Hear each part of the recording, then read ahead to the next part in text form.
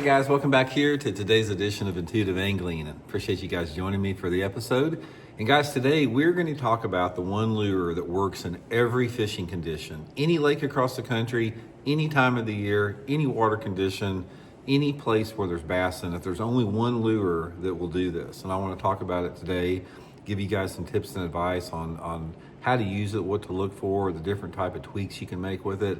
Definitely think it's going to add up some good fish for you guys. Also, guys, before we get started, a couple quick things here. I just wanted to remind you that we do have my spring Fish the Moment lake map breakdowns up on the fishthemoment.com website.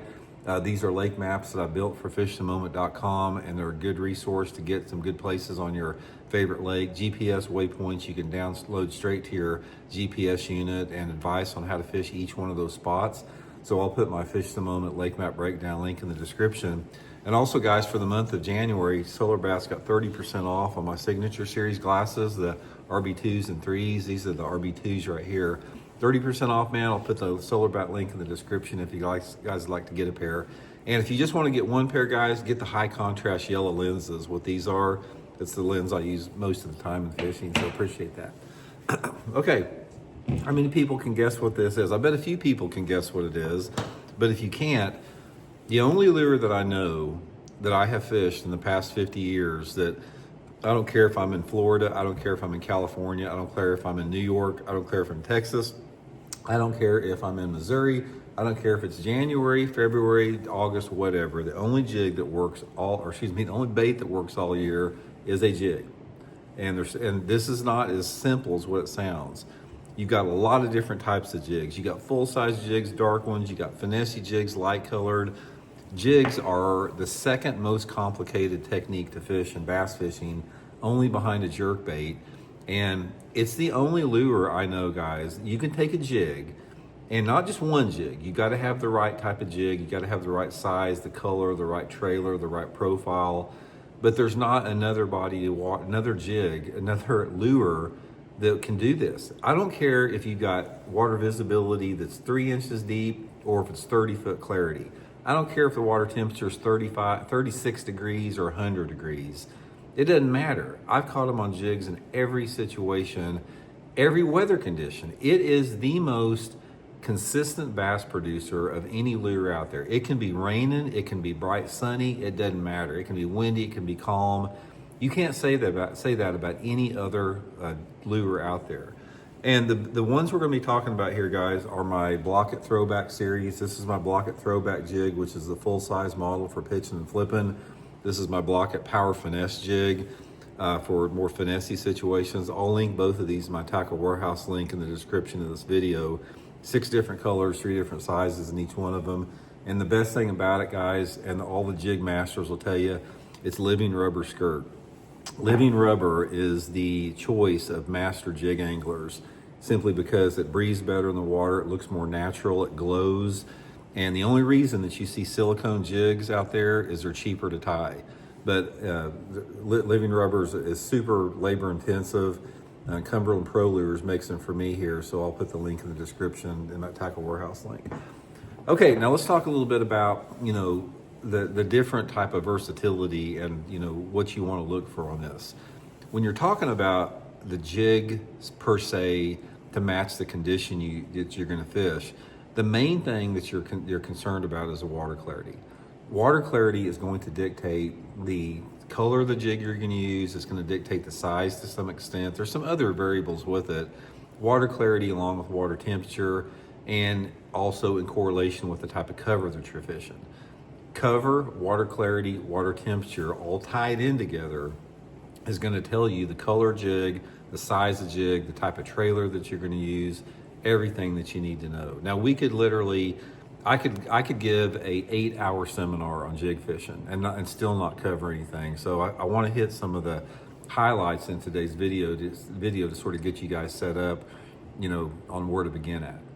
First of all, let's talk about the different extremes in the mid part. We'll talk about, dirty water situation, sort of average clarity and clear water. When you're fishing in dirty water, and when I'm talking about dirty water visibility of under about like that. Say water visibility of under a foot, which I consider off-colored water. down to water visibility that's like, just a couple inches. I've caught bass on jigs, guys, where when the jig went under the water, it's like as soon as it went under the water, you couldn't see it. It's almost like an inch of visibility. I've caught fish on that, and I've caught fish on jigs down at Lake Mead in Nevada, where you've got 30 to 40 foot of water clarity and everything in between. If you're fishing off-colored water, dirty, stained water, main thing you have to use is a bigger, bulkier jig in a dark color, a black and chartreuse or black and blue, some type of a darker trailer, like a black trailer or a blue trailer. And this is really critical because in that dirtier water, that darker colored jig will help silhouette the bait. It stands out a little bit more. It doesn't blend in. So I always go to a dark jig in that type of situation. Now, the tricky thing is when you get to the next level. Let's say, for example, we're talking about the dark jigs and water visibility of less than 12 inches. The next water gradient that you have is that water visibility of about a foot to, say, maybe 2.5 foot or so. 1 foot of visibility to 2.5 foot of visibility. In this situation, this is one of the few water clarity windows where a lot of different jig colors can work.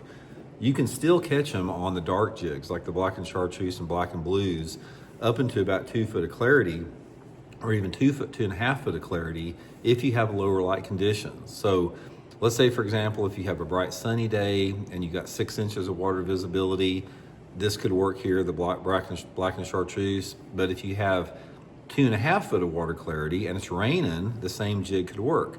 But if you have 2 foot of clarity and it's bright and sunny, it's not going to work. And that's when you're going to have to go to a more subtle color, like some type of a brown or green, something a little bit more neutral with that. And then as the water gets even cleaner than that, let's say the water visibility goes from 2.5, say to 2.5 to, 4 foot of clarity or 5 foot of clarity, something like that. That's when you have to lean in even more to the browns and the greens. The browns and the greens, the natural colors, are going to be a lot better in that water clarity of, say, 3, 4, 5 foot of clarity. And then I will tell you guys the only time that I do use a silicone skirt is if the water clarity is extremely clear. Like say for example, the water clarity is 10 foot clarity, which you don't have a lot across the country. In that situation, I will hand tie myself a silicone skirt, like in a watermelon color or some type of a translucent green pumpkin. I'll hand tie the skirt on my own jig head here for that super clear water. Now, another thing that you can do with that is a big thing about being successful in any different in any different fishing condition with a jig is matching your trailer and your trailer color to the jig color. Now, there is no rhyme or reason about this. I've got my favorites, but you just never know what they want. But one of the things I will give you, a little tip I'll give you guys, is there's 3 primary colors of a jig trailer that you want. You want some type of a green pumpkin or watermelon, natural color like that, and then you want some type of a dark, like a black or solid blue. Now, the thing about using a watermelon or a green pumpkin, the reason why it's so versatile, and it's what I use most of the time, is you can apply dye to it. Now the dyes is really critical, guys, because you can use all different type of dyes. Like sometimes I'll use a green pumpkin trailer and dip it in blue dye. Sometimes it's orange dye. Sometimes it's chartreuse dye. But using dye on a jig trailer will allow you to diversify a brown or a green jig in a lot of different water clarity conditions and a lot of different sunlight conditions. Let me give you an example. Let's say the water visibility is 2 foot, which is a little bit of stain to the water, and it's like maybe it's sort of that water clarity where it could go either way. You could use a black and blue jig or you could use a brown jig. It's sort of in between that. At that time, that's when I use dye on my trailers, like on a brown jig. And the amount of dye I use has to do with how much I want the bait to stand out. Sometimes I'll just put a little bit of dye on the very tip of the tail, and sometimes I'll dip the entire trailer in there, depending upon what I want to accomplish. But without going into a big long video here, if you're going to successfully catch fish on jigs, you have to have a diversity of different trailers and you have to use dye. One of the biggest tips I'll give you guys is go, and I'll put my Tackle Warehouse link in the description here, also about some dye links to Spike It Dyes.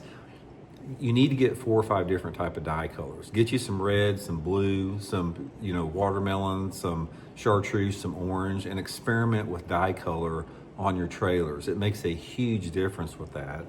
And you can also experiment also with trailer styles, because I do like a chunk trailer most of the time like this, but sometimes a little flap and leg trailer like a twin tail is going to work good, especially in cleaner water. And this is just, I'm just skimming the surface here. This is why jig fishing is so complicated, because there's so many different variables to it. So example, like on this jig right here, this is a 1/2 ounce throwback jig, and this has got brown, blue, and orange on it. But you could use straight brown, you could use brown and blue, you could use brown and purple. You could have 5 or 6 different color trailers on the thing.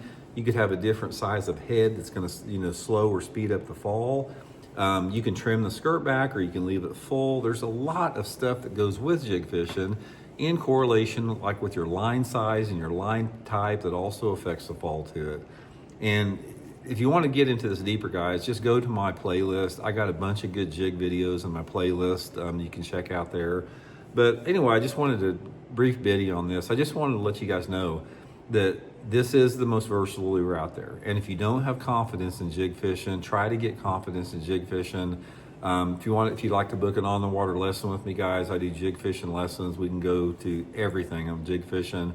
Just send me a private message on my Facebook page, Randy Blaukat Professional Angler, if you want to set one up. But I love them, guys. Most all the tournaments I've ever won in my life, and probably 75% of the money I've won in tournaments, out of the $2 million I've won in tournaments, have come on jigs. So definitely something you need to learn how to fish. So hope it helps out. We'll talk later.